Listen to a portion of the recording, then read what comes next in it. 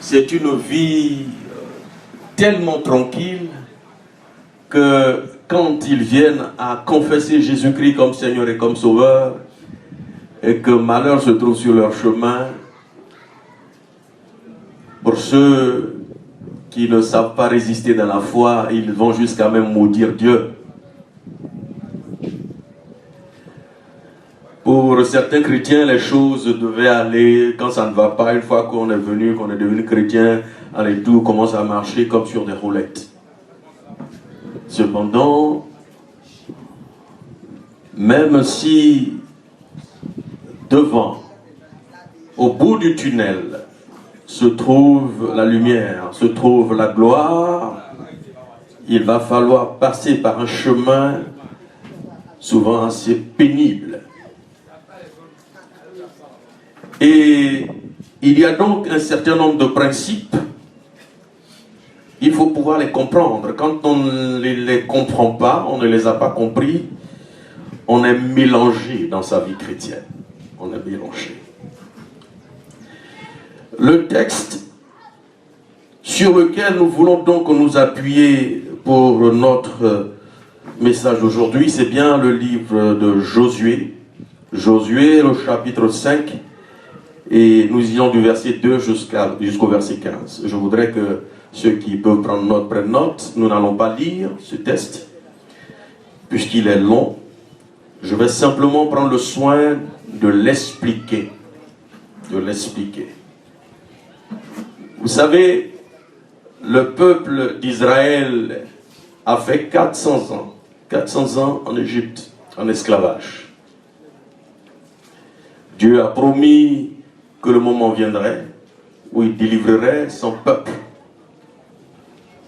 Et quand le moment est donc venu, Dieu a suscité Moïse pour sortir le peuple d'Israël, n'est-ce pas, de l'Égypte. En passant, bien entendu, par la mer Rouge. Le passage par la mer Rouge fut un miracle, puisque sur le point d'être rattrapé par l'armée d'Égypte, Dieu a dû demander à Moïse de poser la canne sur la mer, et la mer s'est fendue en deux pour frayer un chemin au peuple d'Israël qui est passé. Et dans le désert, Dieu avait fait la promesse à Moïse qu'il allait leur donner une terre en héritage, une terre où coule le lait et le miel, c'est-à-dire une terre sur laquelle il y a tout pour le bonheur de l'homme. Mais à cause de leur désobéissance, à cause du péché du peuple d'Israël dans le désert, Dieu va se résoudre à ne pas faire voir cette terre promise-là au peuple qui a marché avec Moïse, mais il va plutôt faire la promesse désormais au peuple qui va naître dans le désert. Et dans le désert, le peuple d'Israël va passer 40 ans. 40 ans dans le désert. Et ce peuple qui est né dans le désert n'avait pas connu Moïse. Mais bien avant, je voulais vous parler de Josué. Josué était donc celui-là qui a succédé à Moïse. Et il était un jeune, il était très jeune, il a marché aux côtés de Moïse. Et il a pris la succession de Moïse. Mais il a vu toutes les difficultés, tous les obstacles auxquels Moïse a dû faire face. Et lui, petit Josué, devait prendre le relais. Alors Josué, à tout moment pratiquement, si vous lisez le livre de Josué, vous allez vous rendre compte, était épris de peur. Il se posait certainement la question de savoir, mais comment allais-je faire pour réussir cette mission? Et Dieu était obligé d'intervenir lui-même pour encourager Josué. De sorte que vous allez voir que le livre de Josué même est plein de cette expression, fortifie-toi et sois de bon courage. Dieu a obligé lui-même d'encourager Josué par rapport à cette mission à lui assignée. Il savait que ça allait être difficile. Et le moment venu, 40 ans après, Dieu intervient pour dire à Josué, voici, il faudrait que tu te fasses des pierres taillées pour circoncire les enfants d'Israël à nouveau. Alors, quand on dit les circoncire à nouveau, il ne s'agit pas de reprendre ceux qui avaient déjà été circoncis pour leur faire ça.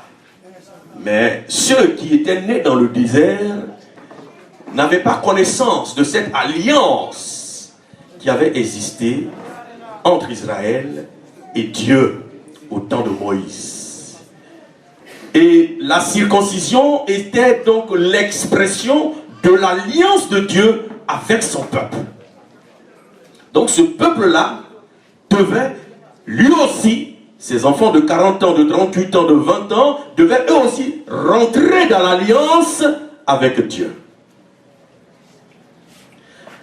Alors, pour parler de circoncision, ça c'est donc juste la première, le premier principe. Je ne veux pas aborder l'aspect alliance, mais ce à quoi je veux que vous fassiez attention, c'est l'aspect douleur.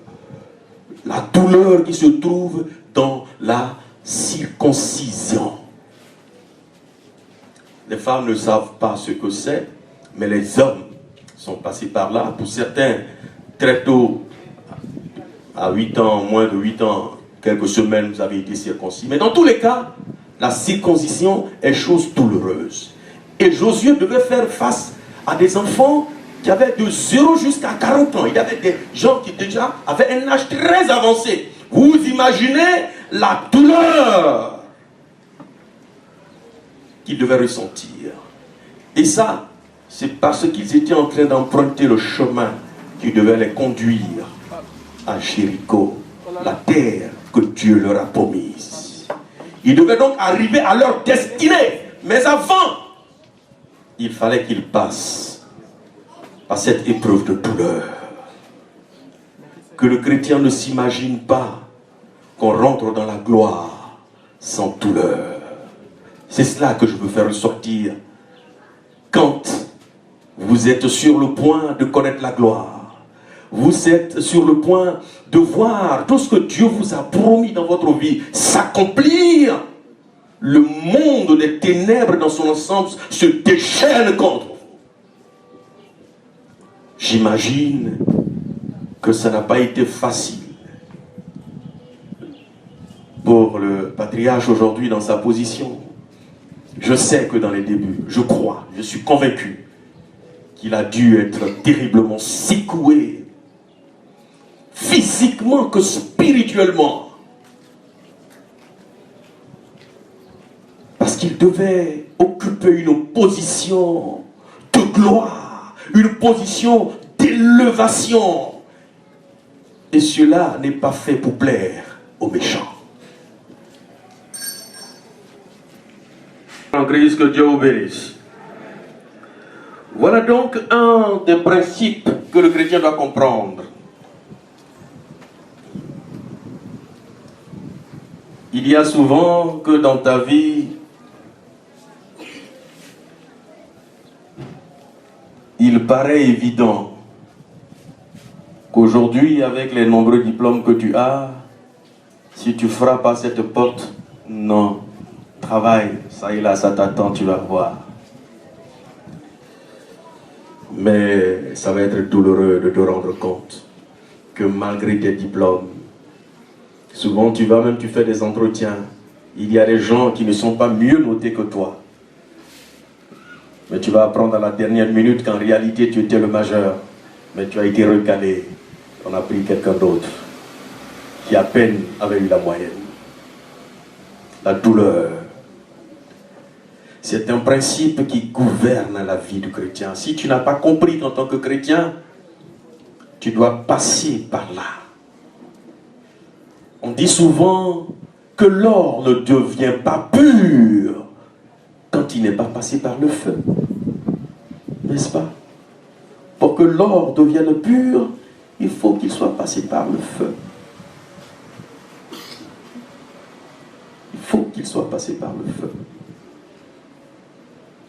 Jésus-Christ devait ressusciter, nous donner la gloire, pour qu'aujourd'hui, en son nom, nous prêchions l'évangile et que nous soyons tranquilles. Qu'en son nom, les sorciers soient effrayés quand ils nous voient. Mais pour que cela arrive, la douleur, il devait supporter sa propre gloire, la porter. Dieu merci, un nom est intervenu pour l'aider en chemin, Simon de Cyrène. C'est pourquoi nous prions pour que Dieu fasse en sorte que nous les hommes noirs, nous ne soyons pas derrière. Que ce siècle, qu'il nous fasse la grâce, qu'au moins que ce siècle soit appelé le siècle, oui effectivement le siècle de l'homme noir. Que nous connaissions nous aussi une grande prospérité. Mais cela ne peut être possible que dans la crainte de Dieu, afin que Jésus-Christ, ce ne se fera pas sans Dieu, ce ne se fera pas sans Jésus-Christ. Il a souffert. Un homme, quand tu es en train de marcher simplement là, et puis pointe de pique là, on sait comment tu cries ta douleur. Mais lui, on l'a pris, les bras sur les côtés, et puis les mains pointes, billard, percées. Les pieds, billard, percés. Les côtés, billard, percés. Et son sang a jailli et a coulé sur le sol. Oh, il fallait que cela arrive pour que tu sois sauvé. Et il est mort. 3 jours après, il est ressuscité d'entre les morts. On pouvait donc crier « Victoire ressuscitée !» Et cette victoire demeure aujourd'hui à jamais. De sorte que celui qui confesse de tout son cœur, avec sincérité, Jésus-Christ comme Seigneur et comme Sauveur, alors il est véritablement sauvé. La deuxième étape, le deuxième principe, et là je voudrais lire le petit texte, c'est le verset 11 dans ce même chapitre, qui dit ceci. Ils mangèrent du blé du pays le lendemain de la Pâque, des pains sans levain et du pain rôti. Ils en mangèrent ce même jour. Le verset 12, la manne cessa le lendemain de la Pâque. Alors, ce qu'il faut savoir, c'est que dans le désert, de façon souveraine, pendant 40 ans, Dieu prenait lui-même soin du peuple d'Israël. Il n'avait même pas besoin de travailler, il mangeait. Chaque matin, il se lève, il y a le pain que vous connaissez, le pain des Libanais, là, parce qu'on nous fabrique là. C'est ça, c'est le pain de l'Orient. Ils allaient, ils prenaient, ils mangeaient. Quelqu'un pouvait avoir même une chaussure, et cette chaussure ne s'usait pas. Tout ce qu'ils avaient, c'est que Dieu a pris soin de ça, et cela s'est conservé pendant 40 ans. Mais aujourd'hui, la même manne à laquelle ils étaient habitués, sur le point de prendre Jéricho, la Bible dit ils mangent ce pain-là, et puis le lendemain, zéro, il n'y a plus rien. Ils font quoi? Ils font quoi dans ce cas-là? Il n'y a plus de pain. Devrait-il se mettre là à pleurer? Mais Seigneur, tu nous as toujours nourris, mais aujourd'hui tu ne nous nourris plus. On va mourir de faim. Mieux valait nous laisser donc en Égypte, en esclavage. Le sens. Je veux ici vous enseigner le sens de la responsabilité. La prise en charge de soi-même. Quand tu es chrétien, que les difficultés s'abattent dans ta maison, qu'au lieu de prendre ton bâton de pèlerin, te lever pour aller chercher du travail, pour aller te battre, pour te nourrir, si au lieu de faire ça, tu te mets à pleurnicher, la nourriture ne descendra pas du ciel. Les chrétiens, nous devons être de plus en plus mature, responsable. Et c'est l'enseignement que le Seigneur lui-même voulait donner aux Israélites. Sinon pourquoi? Ils ont fait quoi? Rappelons-nous quand il a créé l'homme, il l'a mis dans le jardin pour cultiver le jardin. Et puis subitement, vous, Israélites, quand le moment est venu, vous avez fait, bon, écoutez, Égypte a tellement souffert, Dieu dit, bon, ok, stop, moi, mais je prends soin de vous. Et puis vous pensez que ça va rester comme ça chaque jour de le manger. Mais nous sommes faits à son image, à l'image de quelqu'un qui travaille, parce que lui, Dieu, il travaille, il a travaillé pour créer le monde. Voilà un principe. Le sens de la responsabilité. Le chrétien ne doit pas paresser. Il y en a qui attendent qu'on vienne les appeler pour travailler. Quand ils voient un poste dans l'église, un peu on a dit le deux, là, voilà son poste, il va nous donner travail. Non. Il n'est pas venu en tant que boss à l'église pour te trouver du travail. S'il peut t'aider, Dieu merci. Mais il faut que dans un premier temps, tu aies, n'est-ce pas, le niveau qui te permette de devoir insérer par celui-là dans ton travail. Ce n'est pas en paraissant que le pain vient à la bouche, mais c'est en se levant et en travaillant. C'est en cherchant. C'est en creusant dans sa tête. Parce que Dieu nous a créés des êtres intelligents. Quand ça chauffe, tu peux creuser dedans pour trouver l'intelligence qu'il faut pour lancer l'activité qui nécessite ou bien qui procure de l'argent pour que tu puisses vivre, toi et ta maison. Mais ce n'est pas en croisant les bras, même si tu es le plus beau choriste, le meilleur des choristes, ce n'est pas pour autant que Dieu enverra son ange te donner du travail quand tu ne te lèves pas pour chercher du travail. Tu es la plus belle femme de l'église ariste. Mais ce n'est pas quand tu vas rester là à ne pas développer des comportements qui méritent qu'un homme ait besoin de toi dans son foyer que tu auras un mari. C'est donc en mettant en pratique la parole de Dieu. C'est en marchant véritablement comme une femme vertueuse que Dieu avance vers toi, un homme qui peut te regarder et s'arrêter comme Adam pour dire, enfin voici celle qui est chair de ma chair, os de mes os. Du monde. Ok. Et quand tu crois en lui, c'est un cœur sincère. J'insiste toujours sur ce mot. Je dis, il n'y a pas d'adoration véritable quand il n'y a pas de sincérité. Dieu est dans la sincérité.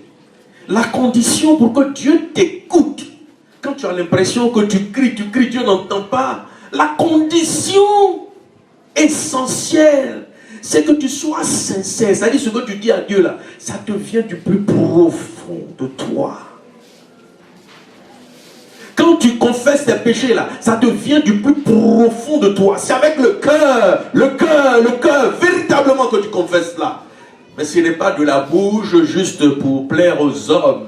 Il n'y a pas de bénédiction dans cela. Il n'y a pas de récompense dans cela. Rappelez-vous la parabole que le Seigneur a donnée dans la Bible au sujet du publicain. L'autre qui s'est mis à genoux et qui était en train de dire, Seigneur, pardonne à moi qui suis un pécheur. L'autre vient et dit, oh, vraiment il y a des gens ici. Hein. Dieu, tu vas prendre ton temps à écouter un homme comme ça? Il n'apporte même pas de dîme à l'église. Offrande là, c'est nous on fait. Quand on donne à l'église à l'entrée de construire là, c'est nous. C'est nous, on dit toujours nous. On donne 500 000, 1 million, 2 millions. C'est nous. Les gars qui viennent avec 10 000 francs, 2 000 francs, 5 000 francs, c'est lui qui écoute. Et puis le Seigneur de dire, celui-là même, qui a frappé dans sa poitrine pour dire seulement à Dieu, d'un cœur sincère, oh Dieu, pardonne à moi qui suis un pécheur. Celui-là est trouvé juste, il a été exaucé. C'est lui-là que Dieu a exaucé. L'Église ne fait pas des comparaisons. C'est Dieu qui a la capacité de comparer. Il a donné à chacun un talent. Ce qu'il attend de chacun de nous, c'est de faire fructifier ce talent. C'est tout. La troisième révélation que je voulais faire, qui est un principe également qui gouverne la vie du chrétien, là ça se trouve toujours dans Josué 5, mais là faites très attention, écoutez-moi attentivement. Quand je lis ce passage, l'émotion m'envahit. C'est à partir du verset 13. Comme Josué était près de Jéricho, il leva les yeux et regarda. Voici, un homme se tenait debout devant lui, son épée nue dans la main. Il alla vers lui et lui dit, « Es-tu le nôtre ou de nos ennemis ?» Il répondit, « Non, mais je suis le chef de l'armée de l'Éternel. J'arrive maintenant. » Josué tomba le visage contre terre et se prosterna et lui dit, « Qu'est-ce que mon serviteur, qu'est-ce que mon Seigneur dit à ton serviteur ?» Et le chef de l'armée de l'Éternel dit à Josué, « Ôte tes souliers de tes pieds, car le lieu sur lequel tu te tiens est saint. » Et Josué fit ainsi. « Ôte tes souliers de tes pieds, car le lieu sur lequel tu te tiens est saint. » Et Josué fit ainsi. Nous allons revenir sur ça, ce petit verset, parce que c'est celui-là qui m'intéresse le plus. Mais je voudrais dire auparavant que vous voyez, quand donc toutes les conditions sont réunies, quand vous êtes un homme de foi, que vous réunissez donc les conditions, les conditions de la purification, parce que c'était la circoncision, c'était ça, la purification, vous devenez suffisamment responsable quand vous faites l'œuvre de Dieu. Et bien, quand vous montrez la volonté véritable d'être serviteur de Dieu, alors, quand l'heure vient, face à tes ennemis, le Seigneur lui-même fait sa parution.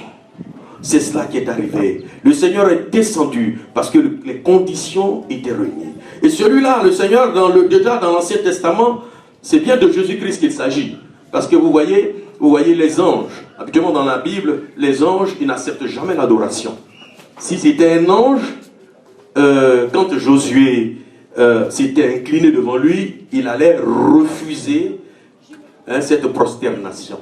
Mais celui-là, il a accepté l'adoration. Il s'agit bien donc de fils de Dieu. Et voilà ce qu'il dit. Quand Josué a cette opportunité de se trouver dans la présence du Seigneur, il lui dit, ôte le soulier de tes pieds.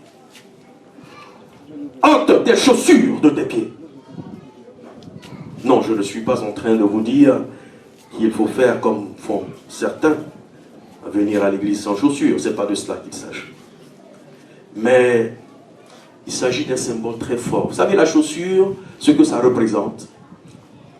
La chaussure représente tout dans notre vie. La chaussure, si vous voulez marcher dans un endroit où il y a des déchets, c'est elle qui va les ramasser. Pour protéger la plante de vos pieds de ces déchets. S'il y a une pointe, quelque chose de ce genre qui doit vous piquer, la chaussure va prendre d'abord le coup. La chaussure, donc, ici, représente notre état d'impureté. La montagne, parce que c'était à la rencontre de Dieu, c'était sur la montagne, n'est-ce pas? Il va rentrer là, et là, la montagne était considérée comme le lieu où résidait Dieu. Et donc, on ne peut pas rentrer dans la présence de Dieu en étant impur, en étant sale. Dieu va dire, c'est vrai, Jésus, tu es mon serviteur, mais au moment où tu dois être si proche de moi, il faut que tu ôtes tes souliers de tes pieds. Vous voyez, tu es chrétien. Il y a des moments où, malgré le degré de chrétienté que tu as atteint, tu continues de jouer au jeu avec Dieu. Tu continues de ruser avec Dieu. Tu continues, n'est-ce pas, de te cacher pour faire certaines choses. Mais Dieu continue de te pardonner. Et puis, il te bénit en plus. D'accord? Tu te caches, tu sors au vu, au su de tout le monde, avec les femmes des gens. Il te pardonne. Il y a des prédicateurs qui font ça. Je ne sais pas s'il en existe ici, mais il y a des prédicateurs qui font ça. Quelqu'un l'a dit la dernière fois, je crois que c'est Wilfried, on les appelle prédicateurs chocos. Ils sont tellement chocos qu'ils ont le droit, n'est-ce pas, puisqu'ils sont dans une position où on les adore presque, ils peuvent souffrir tous les plaisirs qu'ils veulent. Et il y a des filles dans l'église qui sont là pour ça. Ok? Il y a des moments où, donc en tant que chrétien, tu continues de prendre plaisir à ces choses. Mais viendra un seul jour, quand le moment sera venu pour Dieu de t'élever véritablement pour que tu entres dans la gloire, cela va être pénible. Il va demander de toi que tu sois sanctifié. Il va demander de toi que tu sois pur dans tes pensées, dans tes paroles, dans tes actes. Aujourd'hui, même en tant que prédicateur ou en tant qu'apôtre, tu peux prendre plaisir à dire certaines choses qui n'est pas bien de dire. Et tu es content, tu es à l'aise dedans. Quand tu es avec les gens qui sont chrétiens, tu as un discours. Mais quand tu te retrouves avec des païens, au lieu de révéler Christ par tes paroles, par tes actes, tu révèles Satan. Serais-tu devenu disciple de Satan et de Jésus-Christ? Avec Jésus-Christ, un pied dedans, un pied dehors, c'est dehors. Satan est prêt à t'accepter. Si tu veux aller l'embrasser, va avec tes deux pieds. Car un pied dedans, un pied dehors, pour lui c'est dedans. Fais un choix. Voilà donc, chers frères et sœurs en Christ, l'essentiel de ce que je voudrais qu'on retienne. À l'heure de la gloire, Dieu va exiger de nous qu'on soit circoncis. Que le cœur soit circoncis. On passera par des moments de douleur, de moments difficiles, mais il va falloir pour nous avoir un sens, le sens de la responsabilité. Il faudrait qu'à l'église Ariste, il y ait des gens dont la foi soit telle qu'elle s'exprime véritablement pour prendre soin, par exemple, je le dis, sans honte, des jeunes prédicateurs qu'on établit et qui sont sans moyens. Tout le monde a les yeux, on les regarde, ils viennent, ils prêchent, on s'en va, les enfants sont pauvres, ils s'ouvrent, on ne s'imagine même pas comment ils font pour venir servir le culte. Il faut qu'il y ait des gens qui prennent de la responsabilité pour prendre soin des prédicateurs. Je ne demande pas qu'on vienne prendre soin de moi. Je suis prédicateur, certes. Mais je prêche. Nous avons mal quand nous voyons ce genre de situation et que l'on fait comme si l'on ne voyait pas. Poser des actes volontaires. Car ces hommes-là font du sacrifice pour qu'on soit riche d'enseignements pour venir se présenter là. Même quand on va au travail. Moi, vous savez, je suis très souvent rare ici. Même souvent, maintenant, je ne suis pas là. Parce que j'ai un travail qui me prend les nuits, les jours, les dimanches, les samedis. Mais quand on se pose la question de savoir comment je m'arrange pour préparer un thème et venir le développer ici. Vous ne pensez pas qu'on a besoin d'un peu d'encouragement? Un peu seulement d'encouragement? Qu'il plaise à ceux qui veulent le dire que le prédicateur Sagou Michel est devenu un mendiant et qu'il plaide pour qu'on lui donne de l'argent.